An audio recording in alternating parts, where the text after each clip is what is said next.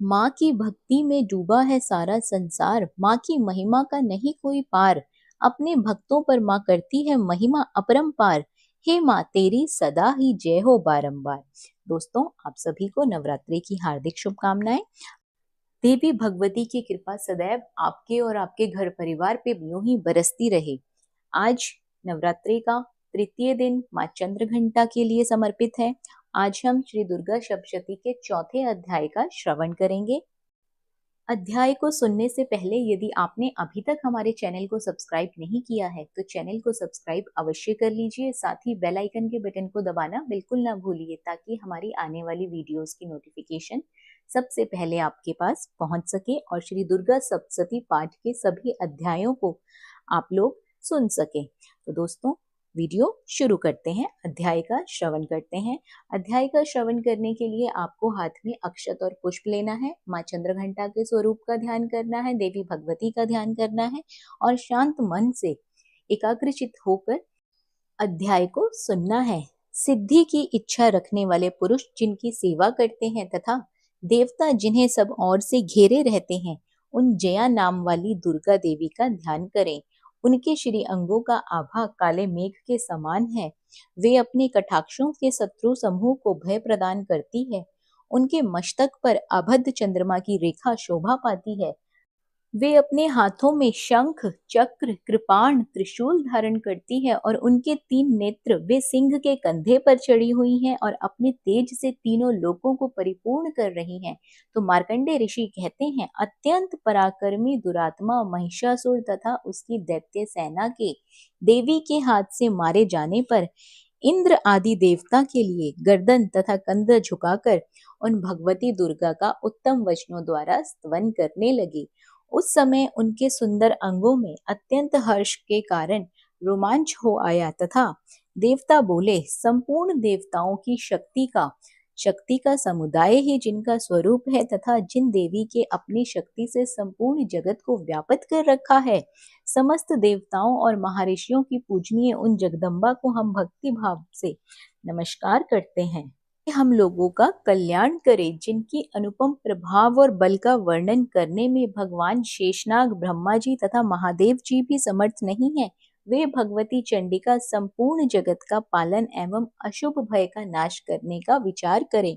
जो पुण्यात्माओं के घरों में स्वयं ही लक्ष्मी रूप से, पापियों के यहाँ दरिद्र रूप से, शुद्ध अंतः करने वालों के पुरुषों के हृदय में बुद्धि रूप से, सत्पुरुषों में श्रद्धा रूप से तथा कुलीन मनुष्यों में लज्जा रूप से निवास करती हैं, उन आप भगवती दुर्गा को हम बारंबार नमस्कार करते हैं। हे देवी, आप संपूर्ण विश्व का पालन कीजिए। हे देवी, आपके इस अचिंत्य रूप का असुरों का नाश करने वाले आप भारी पराक्रमा तथा समस्त देवताओं और दैत्यों के समक्ष युद्ध में प्रकट किए हुए आपके अद्भुत चरित्रों का हम किस प्रकार वर्णन करें। आप संपूर्ण जगत की उत्पत्ति में कारण है। आप में सत्वगुण, रजोगुण और तमोगुण है। ये तीनों गुण मौजूद हैं तो भी दोषों के साथ आप संसर्ग नहीं जान पड़ता। भगवान विष्णु और महादेव जी आदि देवता भी आपका पार नहीं पाते हैं। आप ही सबका आश्रय हैं। ये समस्त जगत आपका अंशभूत है क्योंकि आप सबकी आदिभूत अव्यकर्ता पराप्रकृति हैं। देवी, संपूर्ण यज्ञों में जिसके उच्चारण से सब देवता तृप्ति लाभ करते हैं, वह स्वाहा आप ही हैं। इसके अतिरिक्त आप पितरों की तृप्ति का कारण है, अतएव सब लोग आपको स्वधा भी कहते हैं। देवी, जो मोक्ष की प्राप्ति का साधन है, अचिंत्य महाव्रत स्वरूपा है, समस्त दोषों से रहित, जितेंद्रिय तत्व को ही सार वस्तु मानने वाली तथा मोक्ष की अभिलाषा रखने वाली, मुनिजन जिसका अभ्यास करते हैं, वे भगवती पराविद्या आप ही हैं। आप शब्द स्वरूपा हैं, अत्यंत निर्मल। ऋग्वेद, यजुर्वेद तथा उद्गीत के मनोहर पदों के पाठ से युक्त सामवेद का भी आधार आप ही हैं। आप देवी त्रिय और भगवती हैं। इस विश्व की उत्पत्ति एवं पालन के लिए आप ही वर्ता है के रूप में प्रकट हुई हैं। आप संपूर्ण जगत की घोर पीड़ा का नाश करने वाली हैं। देवी, जिससे समस्त शास्त्रों के सार का ज्ञान होता है, वह मेधा शक्ति आप ही हैं। दुर्गम भव सागर से पार उतारने वाली नौका रूपा देवी आप ही हैं। आपकी कहीं भी आसक्ति नहीं है। कैटब के शत्रु भगवान विष्णु के वक्षस्थल में एकमात्र निवास करने वाली भगवती लक्ष्मी तथा भगवान चंद्रशेखर द्वारा सम्मानित गौरी देवी भी आप ही हैं। आपका मुखमुंद मुस्कान से सुशोभित, निर्मल पूर्ण चंद्रमा के बिंब का अनुकरण करने वाले और उत्तम स्वर्ण की मनोहर कांति से कमनीय है। तो भी उसे देखकर महिषासुर को क्रोध हुआ और सहसा उसने उस पर प्रहार कर दिया। ये बड़े आश्चर्य की बात है कि देवी वही मुख जब क्रोध से युक्त होने पर उदय काल के चंद्रमा की भांति लाल और तनी हुई भौहों के कारण विकराल हो उठा, तब उसे देखकर जो महिषासुर के प्राण तुरंत नहीं निकल गए, ये उससे भी बढ़कर आश्चर्य की बात है, क्योंकि क्रोध में भरे हुए यमराज को देखकर भला कौन जीवित रह सकता है। देवी, आप प्रसन्न हो। परमात्मा स्वरूपा आपके प्रसन्न होने पर जगत का अभुदय होता है और क्रोध में भर जाने पर आप तत्काल ही कितने कुलों का सर्वनाश कर डालती हैं।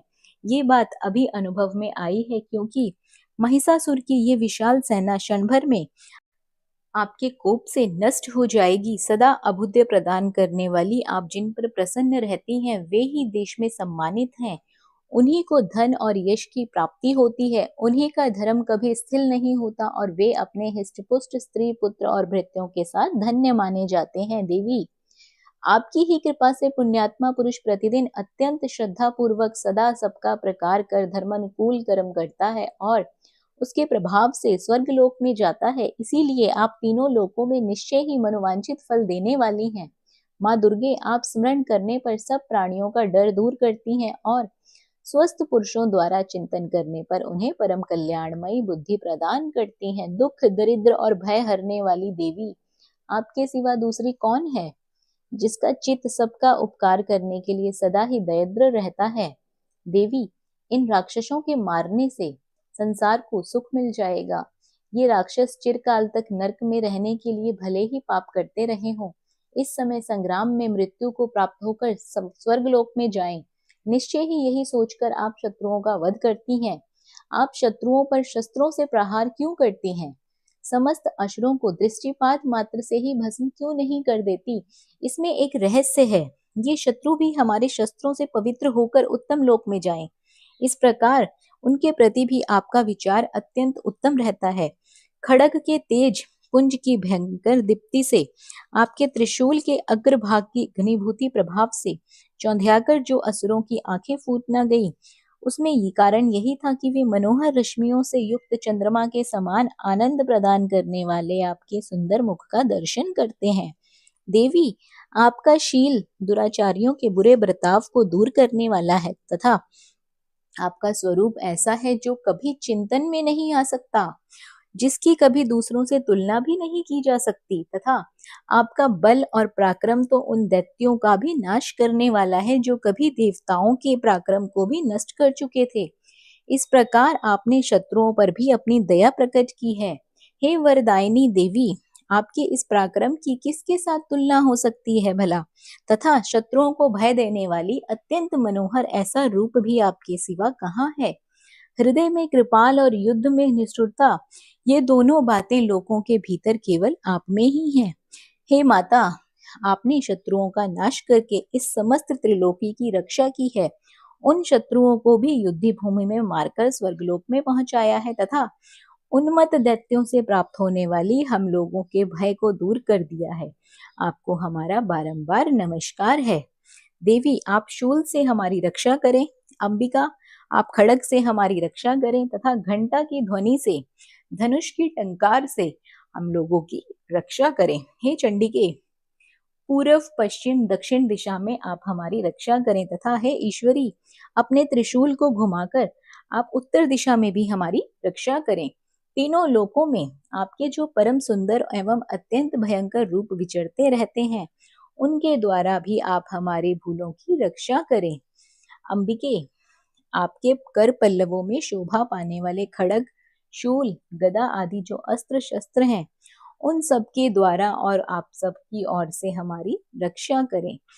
ऋषि कहते हैं, इस प्रकार जब देवताओं ने जगत माता दुर्गा की स्तुति की, और नंदन वन के दिव्य पुष्पों एवं गंध चंदन आदि के द्वारा उनका पूजन किया। फिर सबने मिलकर जब भक्ति पूर्वक दिव्य धूपों की सुगंध निवेदन की, तब देवी ने प्रसन्न होकर वंदन प्रणाम करते हुए सब देवताओं से कहा, देवताओं, तुम सब लोग मुझसे जिस वस्तु की अभिलाषा रखते हो उसे मांगो। तो देवता बोले, भगवती ने हमारी सब इच्छा पूर्ण कर दी है, अब कुछ भी बाकी नहीं है, क्योंकि हमारा यह शत्रु महिषासुर मारा गया। महेश्वरी, इतने पर भी यदि आप हमें और वर देना चाहती हैं, तो हम जब जब आपका स्मरण करें तब तब हम आपके दर्शन पाएं। हम लोगों के महान संकट दूर कर दिया करो और प्रसन्नमुखी अंबिके, जो मनुष्य इन स्रोतों द्वारा आपकी स्तुति करे, उसे वित्त, समृद्धि और वैभव देने के साथ साथ उसकी धन और स्त्री आदि संपत्ति को भी बढ़ाने के लिए सदा हम पर प्रसन्न रहें। ऋषि कहते हैं, राजन, देवताओं ने जब अपने जगत के कल्याण के लिए भद्रकाली देवी को इस प्रकार प्रसन्न किया, तब वे तथास्तु कहकर वहीं अंतर्ध्यान हो गई। भूपाल, इस प्रकार पूर्व काल में तीनों लोकों का हित चाहने वाली देवी जिस प्रकार देवताओं के शरीर से प्रकट हुई, वह सब कथा मैंने कह सुनाई है। अब पुनः देवताओं का उपकार करने वाली देवी, दुष्ट दैत्यों तथा शुंभ निशुंभ का वध करने वाली एवं सब लोगों की रक्षा करने वाली गौरी देवी के शरीर से जिस प्रकार प्रकट हुई हैं, सब प्रसंग मेरे मुख से सुनो, मैं तुम्हें यथावर्तन वर्णन करता हूँ। इस प्रकार श्री मार्कंडेय पुराण में सर्वाणिक मनवंतर की कथा के अंतर्गत देवी महात्म्य में शुक्रादि स्तुति नामक चौथा अध्याय पूरा हुआ। तो भक्तगण, एक बार कमेंट बॉक्स में जय माता दी जरूर लिखें। दुर्गा सप्तशती पाठ यदि आपको पसंद आया है तो वीडियो को लाइक, चैनल को सब्सक्राइब और वीडियो शेयर जरूर करें। बने रहिए आपके अपने YouTube चैनल अंकित वास्तु ज्ञान में। धन्यवाद।